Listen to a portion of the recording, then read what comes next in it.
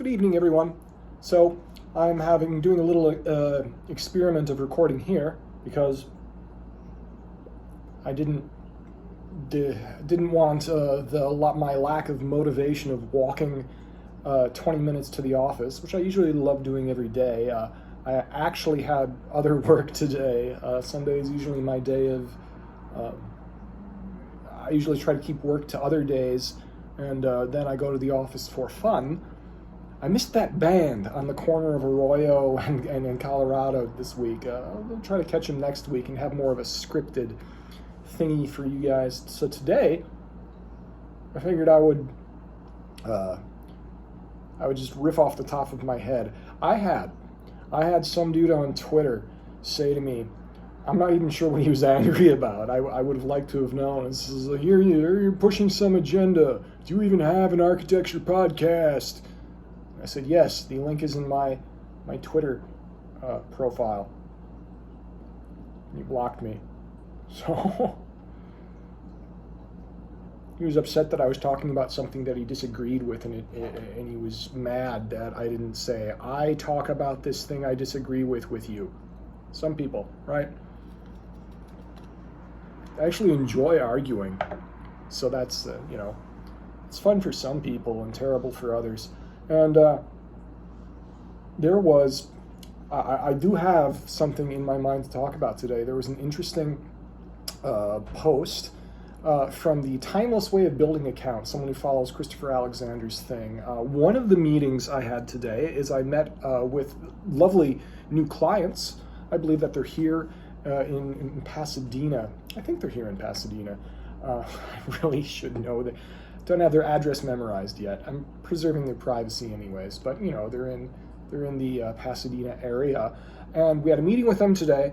I had a call earlier, and so I was explaining about the pattern language process with them, and it was a married couple, and they had 2 kids, and their kids were having fun off in the lobby office, and they really seemed to love the idea of the pattern language. They hadn't known about it before, and I was telling them they haven't decided whether to go with us or not yet. They're going to let us know. And after I'd given the contractual information, said this is what we do for that, this is our scope for your project, how we're delivering solutions.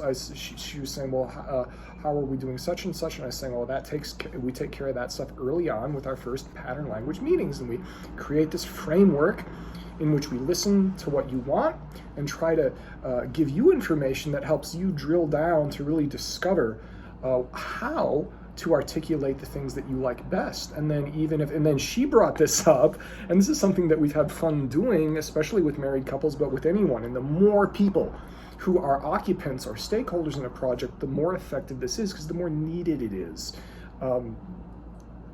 Probably, the people who really don't need pattern languages are hermits or super awesome old dudes who build their own houses. Why? Because they're doing the pattern language thing automatically. They're thinking in their minds, okay, when I walk in, where do I want my chair? How do I want to be in relation to the kitchen? How am I going to solve light coming in and arrange that geospatially? The brilliance of the technique is that what people do to harmoniously build something by their own intuition, you make in a way that you can communicate with people. That's really one of the things it's brilliant for. And so she was saying, well, I have a very modernist aesthetic, she says, and my husband differs on it. And I was telling her, well, part of the benefit of this process I can't talk and enjoy a pipe at the same time. It's impossible. So this is like a 70% listening device. It has to be 30% talking and 70% listening for this to be effective. So, and I was telling her about how we've had success in the past with, you'll have something that the husband will want and the wife that will want, and they'll overlap like 30%. And so we have to look at that situation. And usually what we discover is there's a solution then that combines them pretty darn close to 100% or maybe 70%, but it ends up being a solution that both people are pleasantly surprised with. And then you articulate that in a little state the problem, therefore the solution, make your little diagram, and the geometric relations of the diagram being the key. That's how you're making a pattern that fits into the project, and then these relate sometimes recursively, should be often recursively, by scale, with the patterns of the shape of the house, of the big thing pattern of the entrance, all the way down to, say, what you're reaching for in your kitchen, right? A pattern that we have come up with is sink window. That we've had so many people. I wouldn't think this would make such a difference, but it does when I stop and think about it. And this is why we listen to our clients. Everyone that we've dealt with wants to have a place where they're at the sink and they're looking out, and to either side of them are the things that you can grab. Like I make Italian food a lot, so I need basil and salt and olive oil. Like right there, it's where I can reach for it without looking. You know, it stays in the same place. Like, don't mess with my spice shelf, you know, but I'm not that bad. But, you know, this is, so that kind of pattern, which is a general idea, which is then applied specifically. This goes back to the object-oriented stuff of Christopher Alexander. I won't get into the weeds of it, but for the people who love how we influence software, this is how we influence software with object-oriented languages, that you have your framework, which is articulated as a method, right? You have your library and your API of all your kind of like widgets, and you pull from the widgets, and when you implement them in a method, they're all coming out a little bit differently. So the window sink, which is one of our patterns that we've kind of recently developed, is something that's pretty, people like it. And then it gets shaped in a certain way. For example, in one project, it's in a corner. There were these two windows in the corner. This is in West, pretty close in West LA, like a third of the way out to Santa Monica, in this house that's being totally redone. And it had these really weird corner windows in where the kitchen was going to be, and if we hadn't put an angled sink in there, obviously we're not going to put an angled sink. Most houses, we're not going to have an angled sink in the corner, but this had those windows, and suddenly it made your sink better. It made those windows make sense. The windows would have been awkward and weird without it, and we don't know exactly what the kitchen was like previously, but there's a good chance that that was the original thing, and we've, you know, kind of archaeologically rediscovered it. The place was torn up when we went in there, and there were no previous plans that showed the sink location. So yeah, I'm really looking for. I was so thankful. Even the conversation with those clients was fun, and I have a strong feeling that they're going to want to go ahead with us. We'll see. So yes, the timeless way of building, Christopher Alexander process thing. They were mentioning about Chris's definition of beauty, and it is different. It's not the idea of like a canon of forms. If you would have a Platonic idea of it, or the idea, I'm sympathetic to my own interpretation of Plato, which is very important and could be future videos. Tell me if you want to see me get nerdy about Plato. But it's, there has been, Plato himself is talking about how the forms and the true and the beautiful is something that's out there. That's why he's an idealist. He believes that ideal things are what's truly real because they're permanent, and this world fades away. So it's less real than those ideas that are out there that we have to figure out. And that's why he thought the leaders in his republic were going to be educated, and they were going to understand that, and then they form a good republic, you know, by which he means an aristocratic oligarchy. I don't, obviously, I'm a big fan of the U.S. Constitution, so I'm not a strict Platonist politically. Few people are.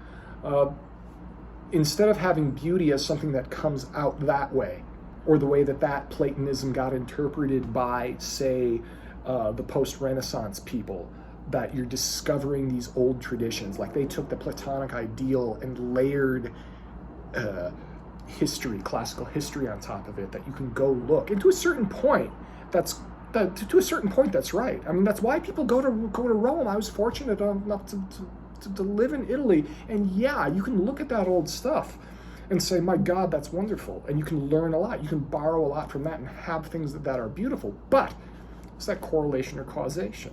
Chris's approach to beauty, which is informed by the modernist movement, which wanted to get away from the handcuffs of historicism. It had gotten bad enough to the point that Louis Sullivan would make fun of it by quoting some of the other architects. He probably worked in a firm, maybe he was in Frank Furness's office in Philadelphia when this had happened, whereas it's like, young man, the lady wants wallpaper pattern number 45. You're gonna go get and draw for her wallpaper pattern number 45, right? That it's this, okay, beauty is, I'm gonna go shopping through history or shopping online, and I'm gonna choose this one, this one, this one, this one, and that. That's beauty. It's pretty stultifying. It's pretty stilted. If you're having like the true vibrant beauty, like the great Greek temples weren't looking at Greek pattern books. Okay, the great Gothic cathedrals weren't saying, this is a Gothic arch and we're going to do it that way. And no.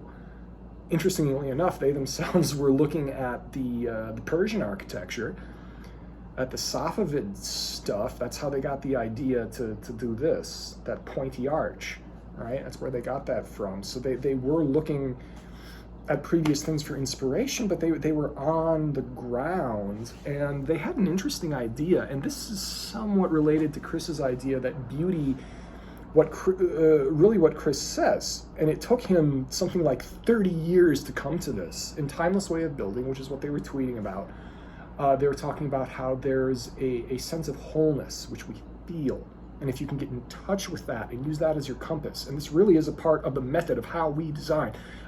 In Glendora, we had a house over there, which an ADU, which I've had so much fun making and designing for these people. We're near finalization for that. We use this kind of inner compass, nature of order, form-making method, where instead of doing the typical way, which is you throw everything against the wall and you use your teams of designers and you say, do it again, do it again, do it again, do it again, do it again. There's something to be said for iteration, but you also waste a lot of time and energy because the proportion of stuff that's good to that's less good, it's like this much less good, or it's actually infinite less good, but the stuff you actually make is like this much less good, but with this much good. And when you're using Chris's method, it's faster and more efficient to get to this good. And it's great because this was the most effective. They had a uniquely shaped backyard where it kind of had an angle. It was shaped like that, right? Their house is here, that way, you know? And then their backyard's like that. And then we got to shape something that relates to the house and also relates to the backyard and doesn't leave a weird, awkward leftover space. You know, because Dana took one of my ideas and we framed it out, and she's looking at it and she says, man, that looks like a cheap commercial building. I said, Dana, thank you, you're right. And we kind of stopped and we saved that to show our clients, to see, you know, you always want to show them multiple things just so they can pick and see the differences. And what really led us to the thing that we thought was good, and then when we showed the clients were like, wow. And they used the word organic. Okay, the organic stuff is not about imitating plants usually, or ever. But they looked at, and these people knew what they were doing. The guy's a contractor, and he understands design. His wife is very sharp, clearly knows what she wants. Interesting with clients, whether they know what they want or whether they want you to explore with them or for them, it's always fun either way. But I do appreciate the funness of working with people who are really sharp about design as well, because they're gonna really see where you're going, and oftentimes then they'll come back and make a really great point, which takes you even further. And there's something to be said for the people who are just like an open canvas and are saying, I'm just coming at this with my own feeling, right? And then you speak to that. That's also great. But they were giving us great feedback, and what got us to that place that they were calling, hey, this is truly organic. I love, and the husband was saying, I'm loving how this is shaping the front and the backyard as spaces. It was really cool that he's appreciating that. We're glad that it's effective. What got us to that place was the morphological methods from the nature of order. It was mostly positive space transformations. Positive space, thick boundaries, good shape, and that kind of stuff from the nature of order, that was really impactful. Now I'm gonna have to see if I can get my pipe going again. And towards the bottom third of it, I might be completely unsuccessful. Oh, there we go. My strike lighter was behind my teacup. So it's been a really interesting process.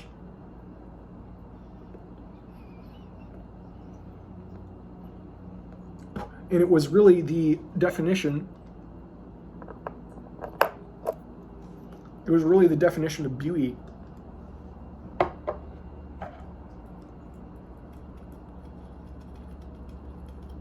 It was really the definition of beauty that was the main inspiration for this, for me to start my rant here.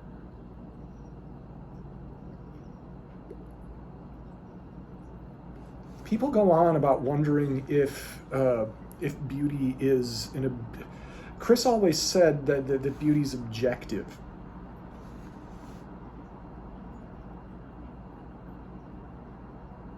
It's a mysterious thing because it's objective, it's transpersonal, yet also highly, highly, highly personal. When I had the good fortune, I met him several times, and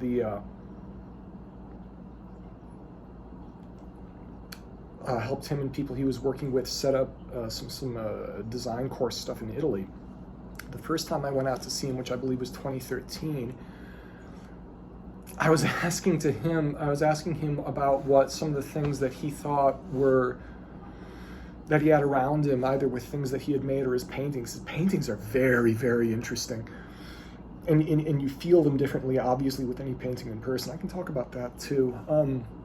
But he was talking about things that he thought were truly beautiful.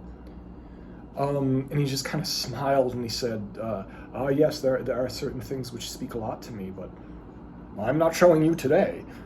Because it wasn't, I respected that. I wasn't going to push him because these were intensely personal, very, very personal things that he just didn't like. The stuff that was high up on the list, even though it's this, what he calls objective and transpersonal aspect of beauty, it was so intimately personal to him.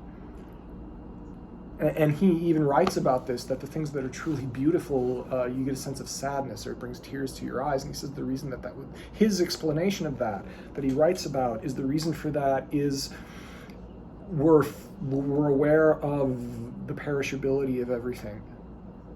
That this experience you're having isn't going to last forever, that you're not going to last forever, this thing's not going to last forever, your family and loved ones are not going to last forever. And when you're in the presence of true beauty, you are acutely aware that, in the words of Goethe, alles vergänglich ist nur ein Gleichnis.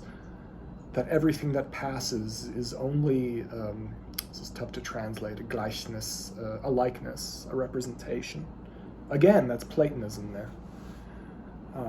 But in that sense, in that Goethean Platonism, that you have das innen gilt, was draußen galt. The inner appearance is echoing what is outside. I don't know if you can hear the parrots. The green parrots are getting ready to go to sleep outside. You might hear Dana's lovely birdie if she gets excited downstairs. You're hearing we might hear the cockatiel. But it's beauty perceived this way is a very, very interesting thing. And Chris claiming it to be objective, he does not mean that you measure it like a quantity, although people are trying to do that. Bin Jiang has been doing really interesting geometric work. He's a scientist who follows up on that University of Jalve. I don't know if I'm saying that right. Jalve in Switzerland. It's a guy who's from China who works there. Bin Jiang, and his idea is, well, we should try to quantify it, right? It shouldn't stop us, because it used to be that we couldn't quantify color. Well, now we can measure the spectrum of the light waves and all that, and the combination. And we didn't used to be able to we can quantify sound and harmony now. We can get to the measurement of the hertz and everything. And Pythagoras started the quantification of sound and harmony by finding thirds and fifths and octaves. But beauty is another one of those things, and we're not really able to quantify it right now. And so he doesn't mean objective in that sense. We're so mechanistic that we tend to think that we tend to conflate objective with quantitative. But objective means universally agreed upon. It's become fashionable these days. I believe it's become dogmatic. It's become dogmatic these days to think that, what do you call it? That beauty is purely subjective, and that you can't even find a group of people, and beauty is in the eye of the beholder. Well, yes, obviously. Obviously that happens. I don't think that's all that happens. Beauty is obviously something that has an objective side to it. I would agree with that. If you want to be kind of like a genetic determinist, Richard Dawkins type guy, you could say that beauty obviously has a lot to do with symmetry for biological fitness. It has a lot to do, but not strict symmetry, because strict symmetry is like death. Living things are never perfectly symmetrical. If you have someone, if you make someone's face exactly symmetrical, they look really weird. But someone's face that's approaching the symmetry, we find that very beautiful. And you can see that in statuary. It doesn't even have to be Photoshopped. The Egyptian statuary has this weird kind of otherworld. It's still beautiful, but it has this weird otherworldly feel to it because it is exactly precise. One of the breakthroughs that the Greeks brought to world culture is they were embracing. I might be able to kind of do it. They have this head tilt, the contrapposto, right? The Phidias sculptures where they really nailed it. Like the early Greek sculpture, Egyptian culture and language and religion was so influential on the Greeks. It wasn't the only influence, but so strong and influential. The early stuff, they're all standing very straight. And they have the Egyptian type smile. And they have a left foot forward, arms at the side. It's an Egyptian statue. It even has the hair coming down like an Egyptian headdress, but it's Greek, they're not dreadlocks, but the Greek curly, long stuff. I think the Koire statues, they're called. That's the early Greek thing. And then as the Greeks developed their own kind of answer to that, they developed their own natural genius that came out in those classical, 5th century sculptures. You had the head was tilted, the body was shifted. They're in the middle of some kind of action, right? There's an asymmetry, a balanced asymmetry that's involved, and that touches a nerve in humanity. I mean, not to say anything negative about the genius of Egyptian or Mayan or Chinese sculpture. They're expressing genius in different ways, but the Greek genius came to a very natural, living beauty that has not been equaled in anything else. It's not I love it. It's not my favorite sculpture. Probably my favorite sculpture is Assyrian relief sculpture. That stuff's astounding. The guys with the beards and a bow, not often a bow, but he's grabbing a lion, or they're on chariots. The Assyrians are always doing horribly violent stuff, and they're, it's like an action movie. We do horribly violent stuff that's made beautiful in film. And the Assyrians would do that with their reliefs. Their reliefs were like their own war movies. About the nasty stuff that they would do. Our politicians do nasty stuff too. Hopefully we've learned from the Assyrians, to not be nasty. But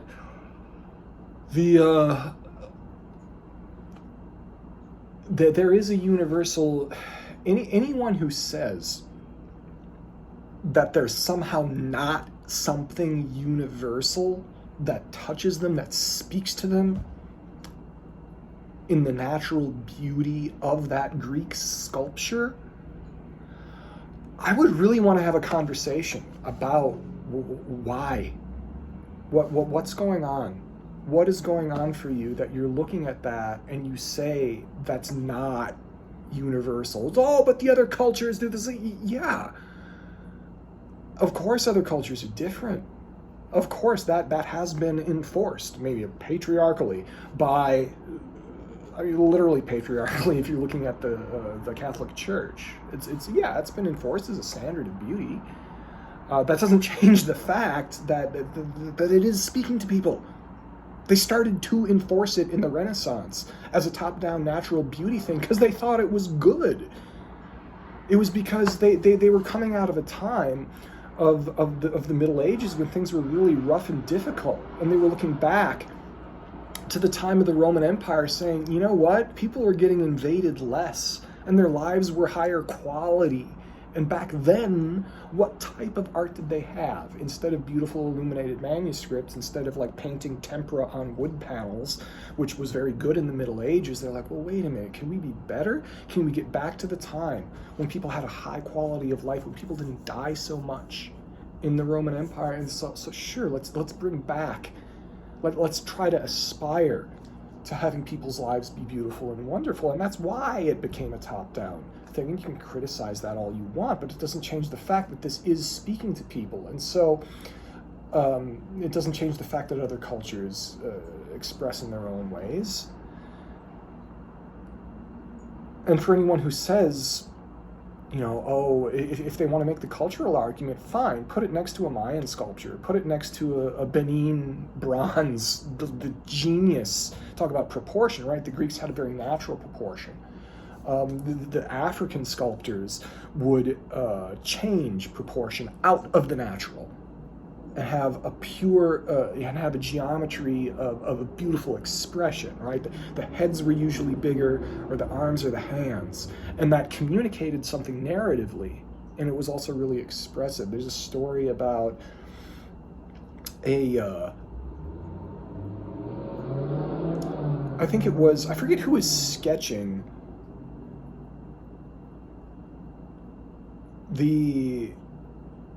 I forget exactly how this goes, but there was some scientist who was some sociologist or scientist in the 19th century who was in West Africa, and there was an artist, and I forget if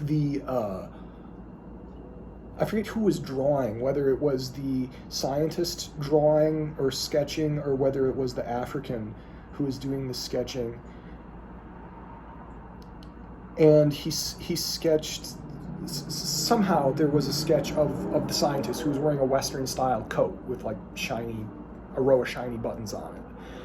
And somehow in the conversation, I guess it doesn't matter who was drawing, because at one point the African artist took the drawing, whether he had started it. No, I think it was an African artist who was a sculptor mostly. And it was a Western. If you know this story, please tell me what this is from, because I remember reading about it. So I think it was the Western guy who's drawing, and I forget who the portrait was of, whether it was of him or it was probably. Anyways, but the end of it, the punchline is that the African artist, the Western guy, makes some type of criticism, talking about how, oh, you didn't get the number of buttons correct. So I no, that the number of buttons on my vest, it's not as it's a small inaccuracy. He's kind of making a joke about it, and so the African artist just kind of smiles and is like, this white guy, and he draws a circle, like a halo of shiny, but he draws a halo of shiny buttons around the guy's head. Like, he's got buttons on his mind. You want the number of buttons. There you go. And so he's making an expressive thing to make a narrative comment about it. Different cultures express their art in ways that are in tune. Healthy cultures make art that is in tune with their ways of knowing and understanding. Unhealthy cultures that have become unhealthy, tend to make dissonant art. And you can see this at various times throughout history. In the late Roman period, the art became dissonant. the culture was falling apart. As Western culture started to pull itself apart in the late 19th century, the art became critical. The art interrogated beauty. And so I think that, and it's said more than enough about all of that. It's been done. So the art today that emphasizes the non-beautiful, that tries to challenge the observer, that's old hat. The art that's worth anything, I think, is trying to discover in what ways, given that the beauty is a universal, what the modernists were actually trying to do was to break through to a new understanding of beauty. The modern architects, the reason they were so simple is they wanted to start from a basic understanding of space. They wanted to not put ornament on it until, this is the Bauhaus perspective, they wanted to not put ornament on it because they felt they didn't understand how to do it right. They wanted whatever detail and elaboration to be coming from our culture redeveloping and reworking how we understood all those things. And that's important. And I think the art now that's worth anything, the architecture that's worth anything, is not going to be interrogating the forms and challenging people's sense of their own bodies. No. We're well at a point now where we can try to understand that. That's what the pattern language tries to do. That's what the form language tries to do. And using Chris's idea of what I call the compass. When I was talking with him and talking with Maggie, his wife, we came up about talking about it this way of an inner compass that you can use with thinking. They call it the mirror of the self-test, which is a good description in the books. I think it's a little bit wordy, but like an inner compass of feeling, I think is an elegant way to put it. And when you design and work with this method, guess what? It's saving you time and saving your clients money and getting better results. It's good all around. Yep, I feel very blessed and thankful that this is what I am able to do with my life and my job. I hope this has been interesting to listen to. No idea what I'm going to talk about next week. I'll think about it. Probably be outside listening to the band and may or may not write something. Let me know if you think the composed stuff, I'm probably going to do a mix of composed stuff versus extempore like this. Tell me what you think is good. Thank you very much. Until next week.